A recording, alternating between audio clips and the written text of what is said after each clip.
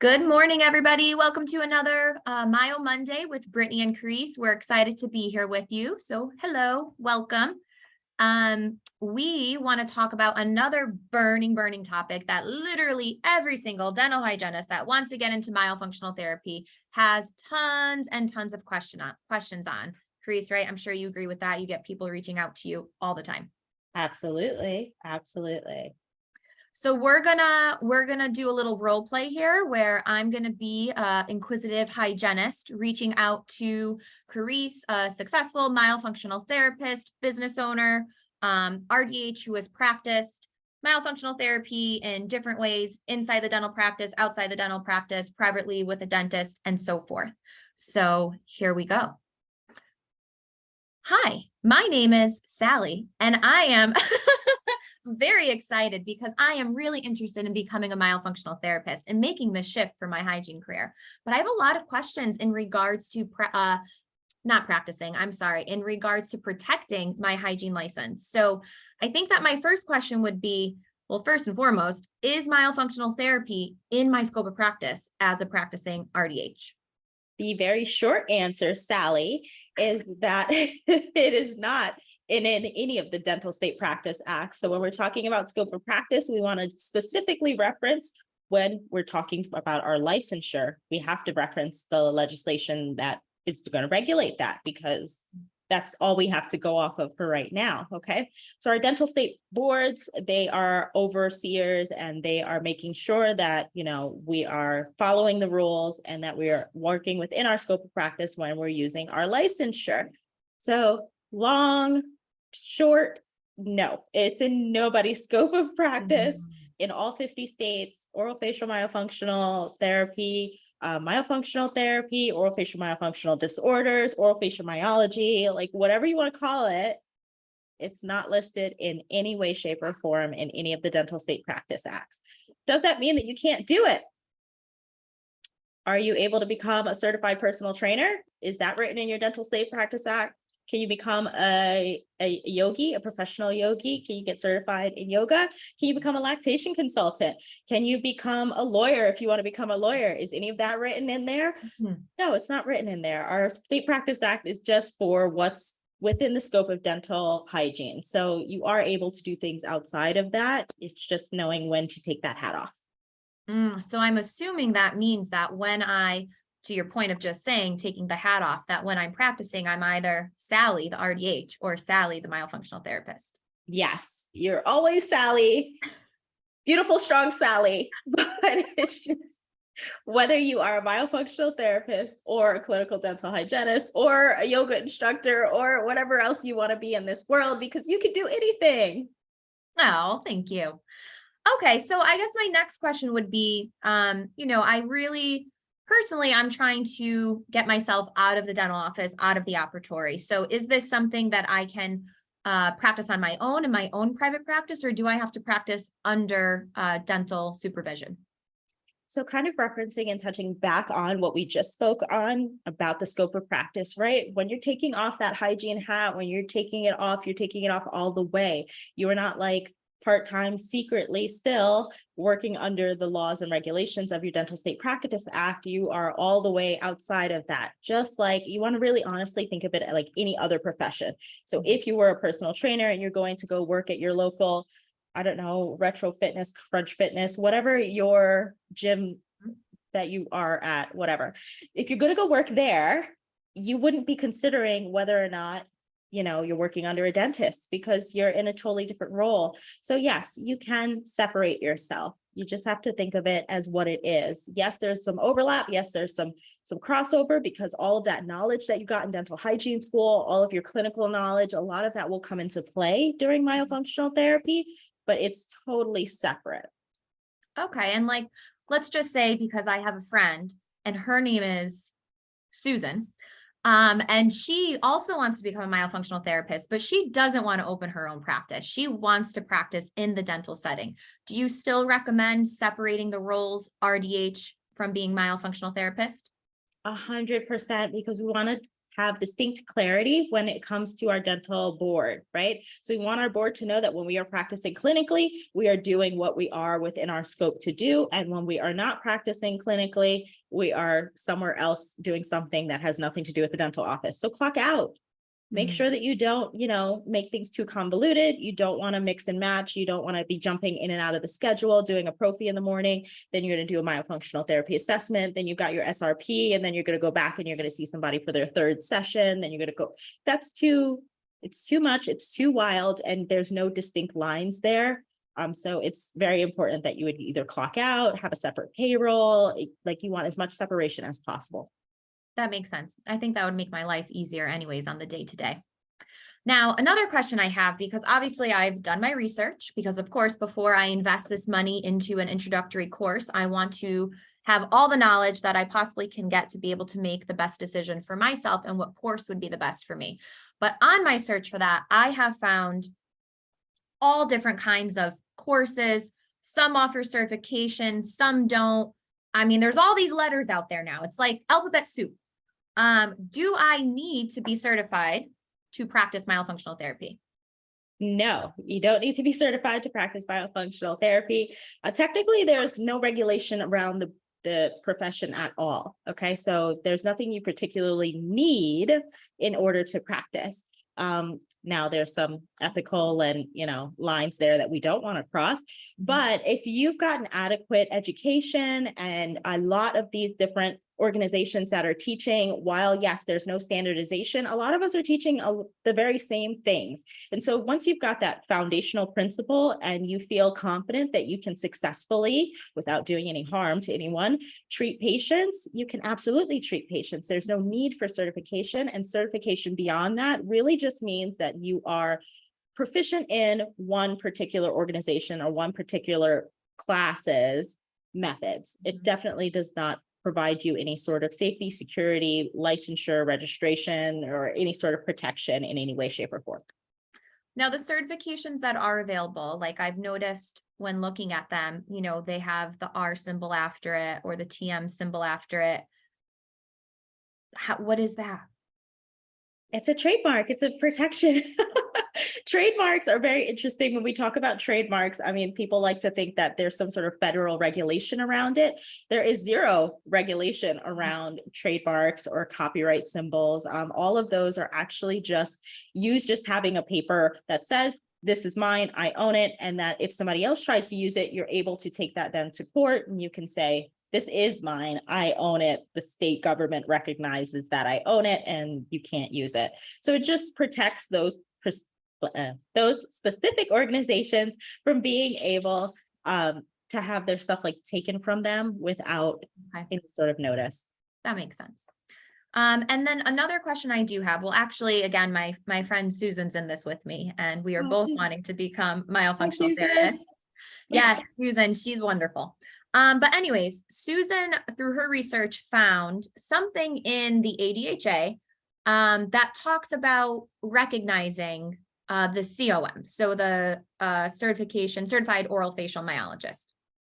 Yes. So the ADHA, and for those of you who don't know, that's the American Dental Hygiene Association, is a professional organization, and they have a yearly review of their PRs or their practice recommendations. So they have a bunch of different practice recommendations. They have stuff in there about local anesthesia, but there are lots of different states where we can't do that. They have stuff in there about Botox, lots of different states where we can't do that. There's a lot of the practice recommendations that are wonderful and that we would love to be standard across the board. We would love reciprocity between states. We would love to have a lot of these things that they've created as their standard as our own standard. However, we have to remember that one, it's a professional organization. Two, we don't have our own state board. We are under the dental board. So anything the ADHA has to say can only go but so far, because it's really the dentist and the ADA that really has a lot of the power and the influence within the dental state boards.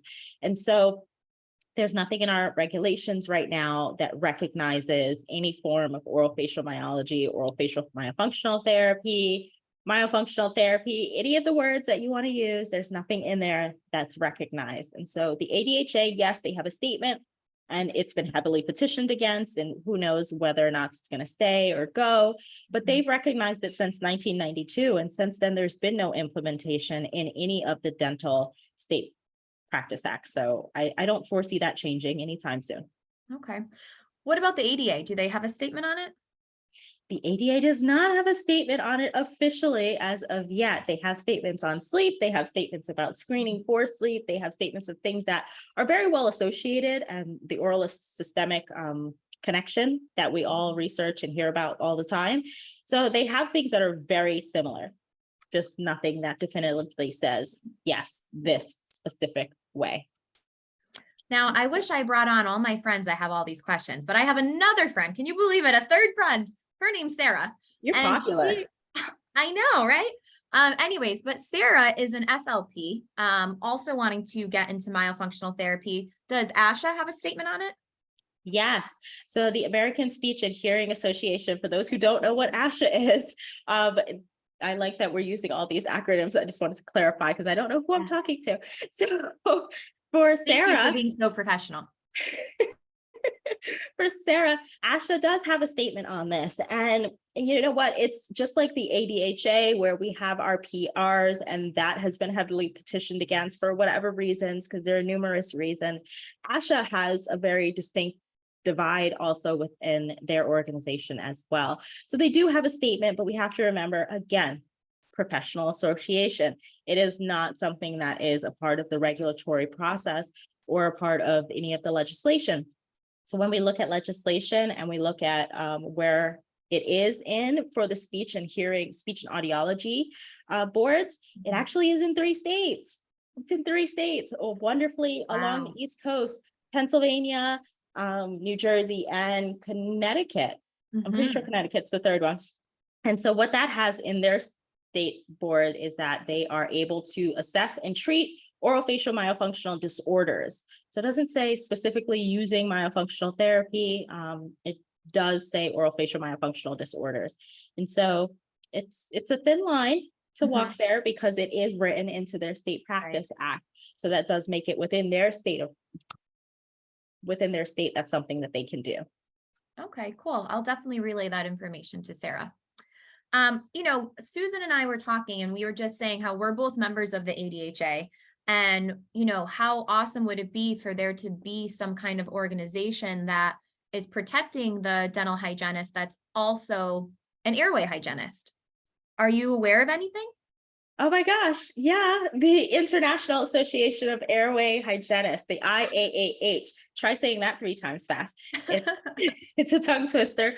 But the IAAH is a labor of love. I am the current board president, and are constantly working towards some sort of safety, because in various states, board complaints have been filed against dental hygienists. And so they feel like, it's not something that they're able to have control of. So yes, so far to date, nobody's lost their license over, and hopefully, knock on wood, nobody will lose their license over practicing myofunctional therapy while under that hat, and while under, clocked in or under payroll or officially working as a clinical registered dental hygienist. So far, nobody has lost anything. However, we want to ensure that that's something that doesn't happen going forward. So I would encourage Susan, Sarah, I don't remember which one of your friends, or even you, to help. Me and Susan. Sarah's an SLP. Oh, okay. Sorry. You and Susan. I would encourage you to join the IAAH. It's a wonderful organization where we're actually taking steps early 2023. We're going to start in 3 major states to file some very important documents that are going to help protect in 3 major states, and then set a precedence for other states. That way we can protect as many OMTs or COMs or QOMs or MASs or whatever other letters are out there, protect as many of you as possible. Wow, Karese, you are truly inspirational. I am so glad that I was able to chat with you, that you took the time to chat with me. Are there any other questions that you think I should be asking when it comes to scope of practice? I think the best thing to ask is genuinely to just start looking on, like, where can I find more information? I would personally, I would respond to that just saying, look on your state dental boards, look at your state practice acts, look through them, comb through them, figure out where it is that you can work within. That way you're able to, while you're in your hygiene role and wearing your hygiene hat, you're able to assess, you're able to refer, look within there and see where you have those things. Because when we're in there in the mouth and we're doing oral cancer screenings, that's a perfect time to start looking for oral dysfunction or signs and symptoms of such. So I would say look in the Dental State Practice Act, see where within scope you can start looking for things. That way you can make appropriate assessments and referrals, whether it's to yourself or to, another myofunctional therapy professional. Wonderful. And, you talked about the IAAH, and that sounds like something that I'm definitely interested in. Can you tell me how much that costs? Yes, if you are just a registered dental hygienist, you're not practicing myofunctional therapy yet, even if you've gotten training, but you're not practicing, it's only $25 as an annual membership fee. What? Yeah, and if you're actively practicing, guess what? It's only $40. It's not even double. It's just $40 to join. And that's a year. Yes, it's totally undervalued. So right now, get in while these prices are super, super low. Absolutely. Well, thank you again, Karese. This has been a great conversation. Thank you. It was so wonderful meeting you and hearing about all your beautiful friends. All right, now it's Brittany. No more. What was my name? Sally. Sally left. Sally left. But that was awesome. I think that this is such an important topic to talk about because, of course, we want to protect our RDH license first and foremost.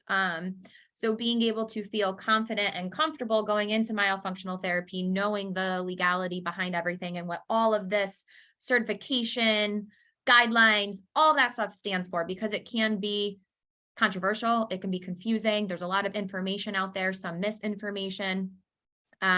So yeah, I think this was a great topic to cover. Anything else that you want to add, Karese, before we talk about what our next discussion is going to be? No, I felt like I added so much. I want to know what you think. Yeah, I mean, like I said, I always say to Karese, like, she is like the queen of talking about scope of practice. She just illustrates everything so well. And one of the things that I love about Karese, and especially I love this question, when people ask me this question, I always tend to direct it to Karese when we talk about certifications, because I did go down the route of getting my COM, my QOM. So sometimes I feel like when people ask me certain questions, I kind of feel almost like a hypocrite saying that you don't need the certification to practice because I have the certification. But again, why I direct this to Karese, she took all those courses. She's eligible for all those certifications, decided not to go that route, and is still just as successful. There is nobody that doesn't want to work with Karese because she doesn't have ABC, EFG, HIJ, LMNOP behind her name. Yeah, I definitely think that your work speaks more than those letters, because there are people who are able to kind of game the system and acquire letters that really aren't proficient at what they do. And so master your craft, invest yourself in knowing your craft, because I think that that's really what has put me apart. And so that's why nobody asks. Like, nobody asks, are you certified? Are you? No, nobody cares. They've seen my work, they know, and they've heard, and they're well aware that they can be confident referring their patients. Absolutely. I would even challenge that even though you have all those certifications, you were successful before that, like before This you is had true. those levels. Thank you. Yeah, I didn't get my COM till, let's see, I took my first course in 2016 through the AOMT. They weren't offering a certification at that point. I think I got certified in 2019 because I think it was right before the pandemic. I'm not sure. But yeah, and then with that being said, we listen obviously to everybody and things that they want and things that are important to them. So we did get a lot of feedback from our MYO course, where having that certification, being able to say that, being able to take a test that proves their competency and proficiency in it, sometimes is important to people, and we understand that. So, we did develop a certification for our MYO course, which is MAS, Myofunctional Airway Specialist. But back to the point that Karese talked about earlier in the episode, is it's a trademark name, right? That's not going to make you better than the therapist down the street that doesn't have a certification at all or has a different certification. Although our therapists are pretty phenomenal, just saying. Oh, well, yeah, yes. This is no. Absolutely. Yes, we are a little bit biased, but with that being said, we did develop that because we know that it is important to people and we want to make sure that everybody feels confident and ready to just go and launch their practice and hit the ground running. With that being said, I think we have ended our conversation on scope of practice. We talked about a lot of different, very important topics. And next week, we will be talking about top tips for the new myofunctional therapist. Ooh. All right, everybody, have a wonderful week and we'll see you next time. Bye. Bye.